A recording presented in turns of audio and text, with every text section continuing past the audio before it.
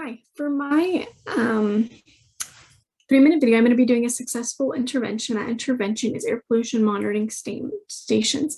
And so in the US, as levels of air pollution were beginning to rise and the government was really starting to worry about climate change and those types of issues, the government decided to establish the Clean Air Act in 1990, which imposed national ambient air quality standards for all the states and directed them to figure out their own plans. And so this was mainly due to the time to large amounts of air pollution. We've all been affected by air pollution. It's important that this issue be contained because there are so many side effects, including areas with large air pollution having higher amounts of asthma, having higher rates of COPD, having higher rates of mortality for those issues, as well as it affecting pregnant mothers and resulting in birth defects, as well as low birth weight and bad birth outcomes. And so the government set up these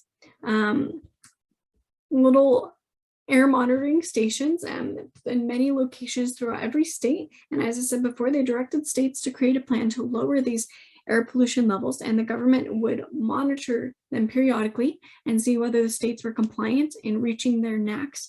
And so these NAAQS, or National Ambient Air Quality Standards, were first set in 1970. They were reset, and the Clean Air Act was actually revised again in 1977 and 1990.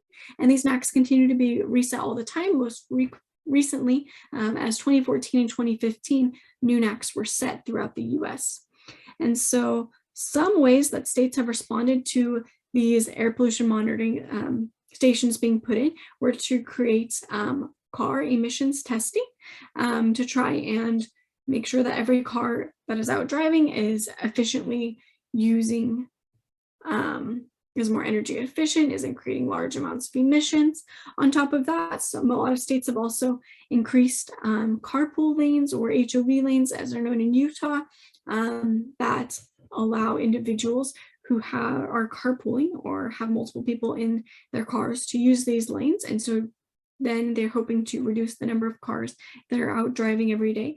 And they've also had states regulate the emissions allowed for big factories.